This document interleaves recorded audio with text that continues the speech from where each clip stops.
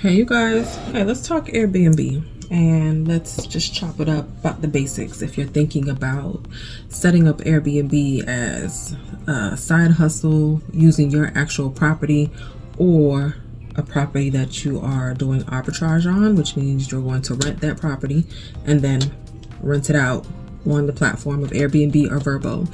So let's say short-term rentals, okay? So let's just talk about the basics, like things I wish I was told so I didn't have to do this trial and error thing when I was setting up my Airbnbs. So first, I would definitely make sure that you're able to do it in your city, okay, or in your building. What's the rules and regulations for your area? Also, I would say the biggest thing you want to do to make that decision on whether or not it's even worth it, or if you want to do it, because I know rent prices right now a little crazy, okay, mortgages too. So crunch the numbers. What is going to be your profit? Really, you're just starting, so it's going to be a guesstimate. You really can't say, exactly what you're going to make, but let's do a little guesstimate. Let's go ahead and write down your mortgage, what your rent is, all your expenses. So this is going to include your supplies that you'll need to keep the Airbnb going. Okay, so like linen, cleaning supplies if you're going to clean it yourself, if you're going to hire a cleaner. Also, I would also include what you're going to spend right now to get it set up. So any furniture, any the lock, depending on what lock you're going to use, if you're going to get a Ring camera. So all your expenses, including your monthly expenses versus what you believe you're going to make. I would put, to just get a guesstimate of what you're going to make, I would say look at it like you would be booked for 50% of the time, okay? 50% occupancy or less or a little less, okay, to start. So average that by going to the app, whether this is Vrbo or Airbnb. Go to the app. I would say go to the app, put in your zip code, and see what your competitors, what other people are renting for. Okay, you want to be in that range. Airbnb is going to recommend a price to you. Hey, do it for this amount per night. Don't do that. They be lowballing, okay? Go put your zip code in. Look at the other similar listings. If you got a 1-bedroom that you about to put on the platform, look for the 1-bedroom in that zip.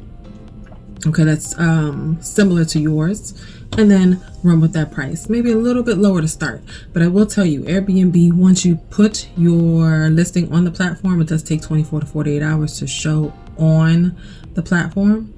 Vrbo, I'm not quite sure, but they will offer, if you want to opt in, for a 20% off discount to the first 3 people that book your place. So take that into account when you are making your price. Okay, you can opt into it or not.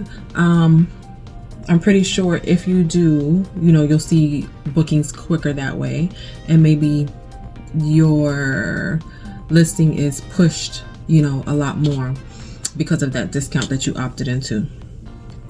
So yeah, do that. Okay, then calculate, crunch the numbers, profit, your guesstimate versus what you're going to be spending. All right, do the math. Let's see what else we're going to talk about here. Okay, your pictures. Okay, so get that natural lighting, get those pictures in. The first 3 pictures are going to be so important. That's what's going to show, especially that first picture on the platforms. So pictures very important. Now, from experience, depending on, you want to think about how you're going to let your guests get in, right? So what lock are you going to use, or what check-in are you going to use? What check-in form are you going to use? I can tell you, Sifly has done us beautifully, okay?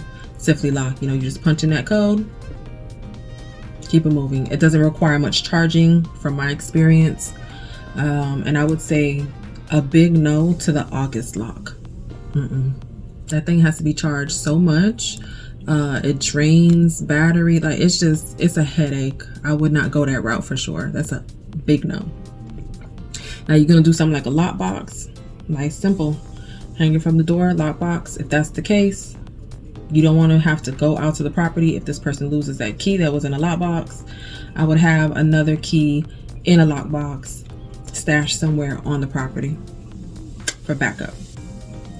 Okay, we working smarter, not harder. We ain't running crazy hours of the night to try to go open up a door for somebody or bring a spare key. Also, are you going to use a cleaner or are you going to clean it yourself? And I always recommend, no matter if you have a booking for the next day, listen, them last minute bookings come in. So after each guest, have your place cleaned and ready for the next person to slide on in there, okay? You never know. Somebody might book same day, like 12 noon, okay?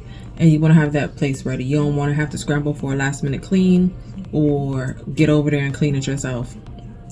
So after each guest, you can make that coin. I'm telling you, somebody might book last minute. Oh, furniture.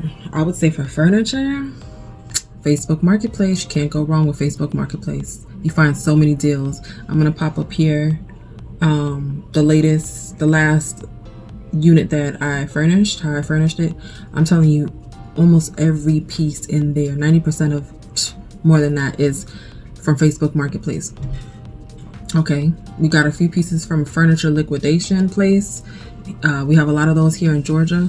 So you don't want to break the bank when furnishing. This is, you want to say, like, the short-term rental is like a hotel, okay? It's going to be some wear and tear on your stuff. So getting some used stuff that looks in great condition is just fine. I'm talking about, we got a California King from there. We got almost everything from Facebook Marketplace. You don't want to break your piggy bank trying to furnish this. Also, I would say, if you're like, dang, I need some more funds to get this started, okay? Think about how you can do it. Like, okay, you're gonna put in extra hours and commit this extra hour, that income, to furnishing and having this place set up. Are you going to get a credit card like these Chase cards that have no APR, no interest for 1 year? Okay, these are all options. Hey, get it done somehow. Know if you're going to have pets or no pets and what your pet fee is going to be. Go ahead and look at other listings, okay? And put what you think is reasonable, but look at other listings to see, you know, how it's done. When it comes to pet fees, cleaning fees, you don't want to be too low to where you are ripping yourself off, okay, and miss out on money, but you want to be, you know, in the range where everybody else is charging as well.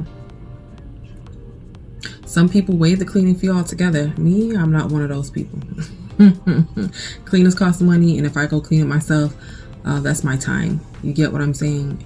So, in all of my units, I'm very picky on, they have to be cleaned right.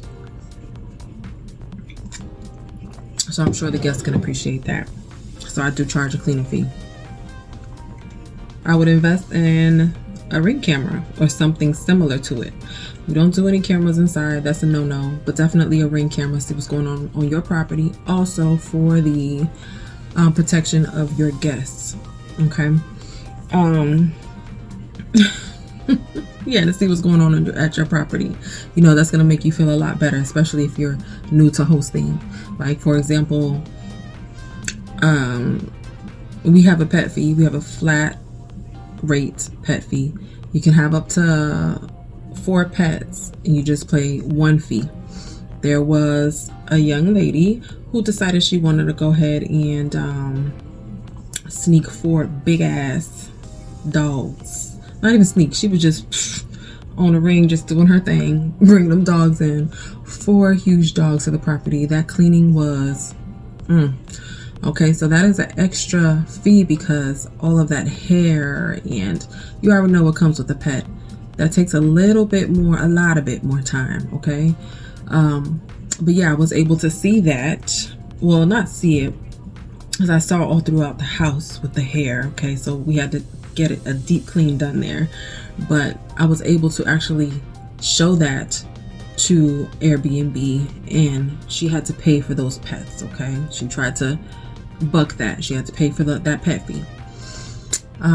So Ring camera. Now, very important. You're gonna get that Ring camera. You're gonna go in. They're gonna ask you. Airbnb is gonna ask you what devices, security devices that you have. Make sure you put that on there, because that can get you jammed up. I've seen people that jam them up if they didn't put that they have some type of security that records audio, visual on their listing. So that's simple. You'll see that.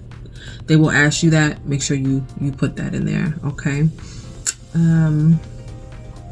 That is pretty much the basics, I would say. Things that I wanted to know when setting up my Airbnb or Vrbo. And yes, utilize both platforms. And they also have a way for you to sync your calendar so you don't get double booked. Okay, and be like, oh my God, what am I gonna do? I have a guest on both, booked on both for the same day. So sync that calendar. Also, if you're going to list, don't put all your eggs in one basket. If you're going to list more than one property, make more than one page. Okay, you're going to do your best as a host, right? But if something goes wrong with one page, something's going to go wrong with all the listings on that page, which will stop your coin. Okay, so just a tip: don't put your eggs in all in one basket. Make separate listings, separate page. Okay, that's all I got for you today. I will be back with, I think I'm gonna do a video on how to optimize, how to get the most profit out of your listing by adding add-ons. I'll get into that. One more thing, when setting up your Airbnb, for example, if it's a 1-bedroom, 1 bath, right, but you got living room space, you want to be able to sleep as many guests as you can, right? That'll probably get you more bookings, more options for people. So feel free to do a bed in the bedroom, of course, but maybe do a pull-out futon, or air mattress, or a pull-out bed for extra guests. Okay, it's always good to be able to have a listing where you can have as many guests as possible. Not over capacity, but you get what I'm saying. That's a plus.